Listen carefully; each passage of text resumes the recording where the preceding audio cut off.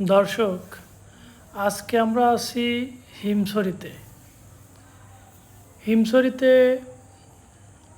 আমরা চট্টগ্রাম থেকে গিয়েছি। আমার চাচাতো ভাই জহুরুল ইসলাম, উনি সিলেট থেকে এসেছিলেন। ওনাকে নিয়ে আমি যেহেতু পটিয়া থাকি, পটিয়া থেকে চট্টগ্রাম শহরে যাই এবং স্টেশন থেকে ট্রেন ধরে কক্সবাজারের উদ্দেশ্যে যাত্রা করি। আমরা যে ট্রেনে কক্সবাজার পৌঁছাই সে ট্রেনটা পটিয়া থেকেই যায়, পটিয়া হয়েই যায়। আমাদের জানা ছিল না, আমরা উল্টা শহরে গিয়ে শহর থেকে ট্রেনে উঠি। এই ট্রেনটার ভাড়া হচ্ছে চট্টগ্রাম শহর থেকে কক্সবাজার 185 টাকা এবং সন্ধ্যা 7টায় আবার ট্রেনটা ওখান থেকে ব্যাক করে।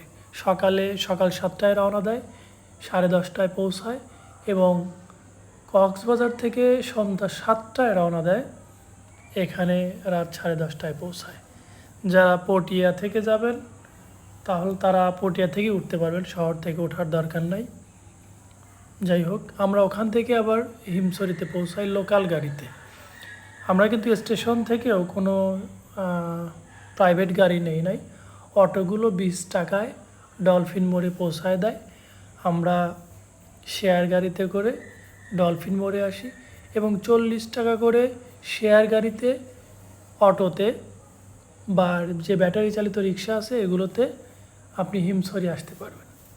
এখন হিমছড়ি আসার পরে আমরা সবাই আমাদের সহজাত প্রবৃত্তি টিকিট কেটে উপরে উঠে যাই। হিমছড়ি পাহাড় থেকে নিচের সমুদ্র দেখি। এই পাহাড়ে ওঠা যে কি কষ্ট তা বলে বোঝানোর মতো না। মুরব্বি থাকলে, বয়স্ক লোক থাকলে কখনোই এই টিকিট কেটে ভিতরে ঢোকাবেন না। এবং এই লম্বা অনেক উঁচু সিঁড়ি, যদিও এই সিঁড়িগুলো সিমেন্টের ঢালাই করা সিঁড়ি, তারপরেও একদম না